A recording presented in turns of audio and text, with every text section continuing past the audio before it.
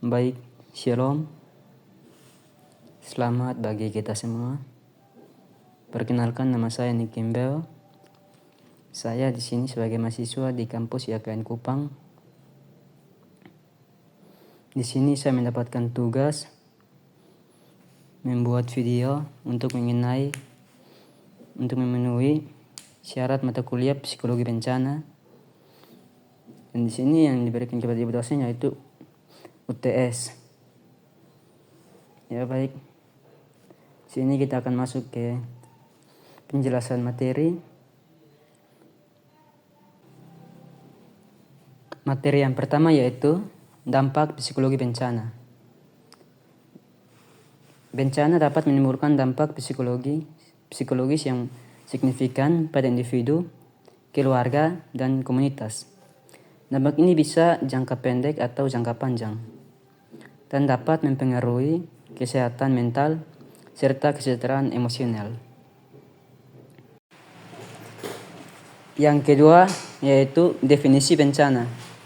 Definisi bencana dibagi menjadi 3, yaitu yang pertama peristiwa alam. Peristiwa alam isinya peristiwa alam seperti gempa bumi, tsunami, banjir, gunung berapi, dan badai. Yang kedua adalah peristiwa teogenik, yaitu kecelakaan, industri kebakaran, kebocoran bahan kimia, dan ledakan. Yang ketiga yaitu peristiwa sosial, yaitu konflik bersenjata, keseluruhan dan konflik bersenjata, keseluruhan dan bencana akibat manusia.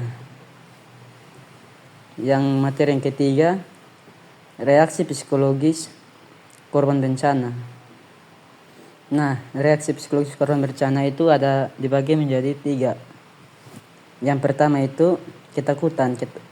Ketika kita manusia mengalami korban bencana, misalnya bencana apapun itu, pasti rasa takut kita akan datang, yaitu ketakutan akan bahaya dan rasa tidak aman. Yang kedua, cemas. Cemas itu adalah kekhawatiran yang berlebihan mengenai keselamatan diri dan orang lain. Yang ketiga, kesedihan. Pasti kita sedih kalau melihat bencana atau kita yang mendapatkan bencana, kita korbannya begitu. Itu rasanya kehilangan harta benda atau orang terkasih atau gaya hidup kita. Yang materi selanjutnya, dampak psikologis jangka pendek. Nah, dampak psikologis jangka pendek ini dibagi menjadi 5. Yang pertama itu syok. Syok itu keadaan terkejut dan didesorientasi. Nah, seperti kita syok itu berarti kita tidak boleh dalam keadaan yang terkejut, atau misalnya kita lagi sendirian, ada mendengar hal yang bisa membuat kita kaget, itu kita akan munculkan syok. Yang kedua, penyangkalan, yaitu kesulitan menerima kenyataan yang terjadi. Di sini kita tidak mau menerima apa yang sudah kita lalui. Kita mau misalnya coba bisa mengulang kembali, kita bisa merubah semua itu. Yang ketiga itu kecemasan. Di sini rasa gelisah dan khawatir. Namanya kita kalau cemas itu pasti kita rasa gelisah dan khawatir, tapi di situ yang kita tidak perlu khawatir karena apa yang kita rasa itu semua sudah terjadi. Nah, yang keempat itu adalah insomnia, itu kesulitan tidur dan mimpi buruk. Nah, di sini pasti kita banyak yang merasakan susah tidur. Misalnya sudah jam 1-2 tapi kita belum tidur. Nah, di situ pasti kita paksa diri untuk mau tidur tapi susah. Nah, di sini apa sih yang membuat kita biar nggak kesulitan tidur? Di situ di saat kita mau tidur, kita jangan memiliki pikiran yang berlebihan atau kita nggak boleh stres, dan itu juga harus pola makan yang bagus dan pola tidur yang bagus. Nah, dan mimpi buruk itu seperti yang kita alami itu, sebelum kita tidur pasti kita banyak memikirkan hal-hal yang tidak baik dalam diri kita. Jadi terjadinya mimpi buruk kepada diri kita. Yang kelima itu kemarahan. Itu rasa marah dan frustasi.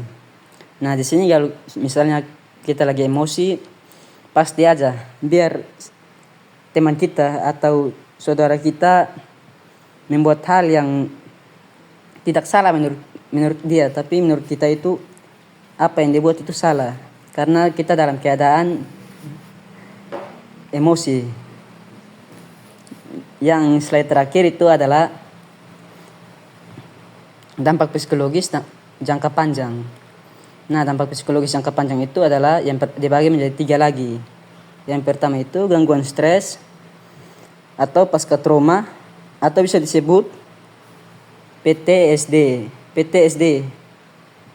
Nah, di situ dia mengalami kembalinya trauma atau mimpi buruk dan menghindari situasi yang meningkatkan pada bencana. Nah, seperti yang saya bilang di slide sebelumnya, di situ kalau kita sedang mengalami trauma atau mimpi buruk itu, ya itu tergantung dari diri kita sendiri. Nah, yang kedua itu adalah depresi. Ketika seseorang memiliki depresi, itu rasa sedih, putus asa, dan kehilangan minat pada kegiatan yang dulunya dinikmati. Nah, seperti kita, kalau depresi itu memang itu membuat kita sedih karena rasa putus cinta atau rasa kehilangan orang-orang terdekat kita seperti sahabat, keluarga, orang atau dan lain sebagainya. Dan yang putus asa itu ketika kita sudah terus berjuang, kita sudah terus berjuang mencari, misalnya dalam pekerjaan, misalnya kita sudah berjuang mencari pekerjaan sana sini, tapi kita gagal terus. Nah, di situ pasti rasa putus asa kita akan muncul. Dan di situ kehilangan minat dan pada kegiatan yang dulunya dinikmati. Itu seperti dulunya kita menikmati apa yang kita buat, tapi dengan rasa depresinya kita, sehingga kita tidak bisa lagi menikmati seperti dulu begitu. Yang ketiga adalah kecemasan. Kecemasan adalah rasa cemas yang berlebihan atau gangguan tidur dan kesulitan berkonsentrasi. Nah, ini juga sudah saya jelaskan pada slide sebelumnya. Di sini kita langsung lanjut kepada slide berikut. Respon psikologis bencana, yaitu fase shock, keadaan terkejut dan yaitu fase shock itu juga tadi sudah saya jelaskan, keadaan terkejut dan disorientasi. Yang kedua, fase penyangkalan, itu kesulitan menerima kenyataan yang terjadi, itu juga sudah saya jelaskan. Yang ketiga, fase penerimaan, mulai menerima kenyataan dan mencari untuk mengatasi trauma. Yang keempat, fase adaptasi, ya di situ menyesuaikan diri dengan situasi baru dan membangun kembali kehidupan yang baru. Nah, di sini kita dalam fase adaptasi itu kita harus menyesuaikan diri kita yang sebelumnya, apakah diri kita yang sebelumnya sudah bagus apa belum, baru kita bisa membuat situasi yang baru untuk membangun kehidupan kita kembali. Yang slide berikut adalah reaksi normal dalam situasi abnormal. Yang pertama yaitu kekuatan, rasa takut akan bahayanya dan keselamatan diri. Yang kedua, kesedihan, rasa sedih dan kehilangan akibat bencana. Yang ketiga, kemarahan, rasa marah dan frustasi terhadap situasi. Yang keempat, kebingungan, yaitu kesulitan memahami dan merespon yang terjadi. merespon kejadian. Nah, di sini pasti kita merasa takut, sedih, marah, bingung ketika kita mengalami bencana begitu.